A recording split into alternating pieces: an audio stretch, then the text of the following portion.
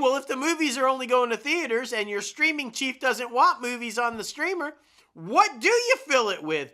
Well, on the Paramount Plus side, Ellison acknowledged the uber importance of, and everybody saw this coming, Yellowstone creator Taylor Sheridan for the health of the streaming service, saying, quote, he's literally a singular genius with a perfect track record. If we can make this his home as long as he wants to tell stories, that sounds like he said about Tom Cruise. As long as Taylor wants to tell stories, we want to do that. Now, how serious is he about that? Well, Sheridan's SGS Studios and Paramount Television have partnered together with Hillwood to open, get this guys, a 450,000 square foot filming hub in a bid to lure the large-scale productions to the state. Now, the development marks what's believed to be the largest operating studio facility in the state of Texas, amplifying increasingly intentional battle to host Hollywood projects. Now, the campus contains, get this, 6 sound stages and can simultaneously accommodate 4 large-scale productions. God, that must be huge, man.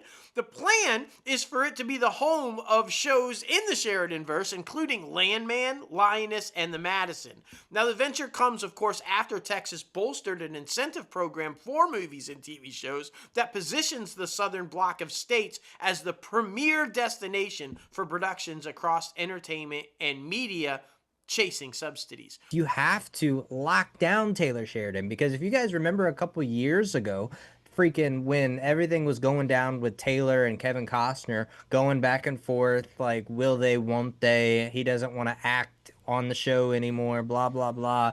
Like, he was very upset that Paramount didn't come to his defense more against Kevin Costner. So, I mean, that I think is a proof stamp right there with the building of the studio and trying to make sure Taylor is happy, that they just want to give him everything, and like hopefully he continues to put out hit after hit. But I'm worried though that Taylor Sheridan is going, I'm scared to even say it, but I'm worried that Taylor Sheridan will turn into a novelty item where he's just this hot commodity now and then eventually be burned out and can't write anything good. And Paramount would be investing all of this money and time into him now and then be bankable or be a failure later. That's I mean, it's an interesting point. Nobody stays on top forever. They say he's, a genius who with a proven track record and no misses yet, but nobody stays on top forever in this industry. So he will inevitably fall. What I also like, though, is Paramount's probably doing this deal for the studio to get out of having to keep paying the guy. Remember, Taylor Sheridan is really smart. After the success of Yellowstone, when it was starting to roll like into the second season, this guy's like, I'm going to start shooting all of it at my property and then charge them to lease the property as a location. So he shifted all of that. The only thing he didn't shoot on property that he owned was the house. But all of the ranch and all this all became his property. And the property that they were shooting on that he didn't own, he bought, like the boss, and then started charging them for location. So how do you get out of having to pay him location fees to shoot his shows on his property? Build a studio that he's part owner of so that you don't have to do that anymore. You have to admit, it's a smart and savvy business move on both sides of that. That's a win-win.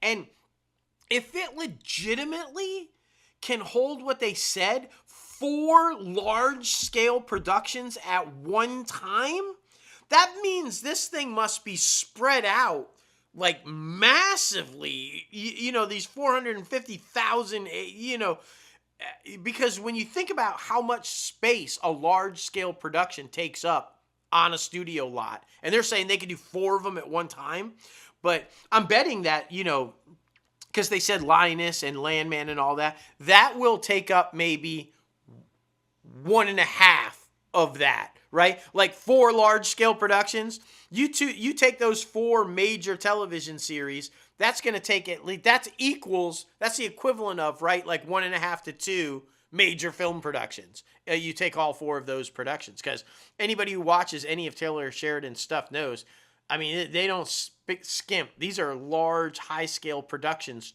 for television. So then that kind of leaves you, okay, so now we've got two large scale productions we can bring in if we continue to shoot all four of our series in one place, right? So that'll be interesting for sure. I like it though. I have long said that I feel like for the last decade, maybe longer, that we are headed back to, and I don't mean regressing backwards, I mean moving forward but coming full circle to the golden age of Hollywood. A consolidation of the studios, a return to glory of the original majors, locking in big stars for long-term contracts at these five majors. I feel like we've long been headed there, and this just seems to be like Ellison's goal.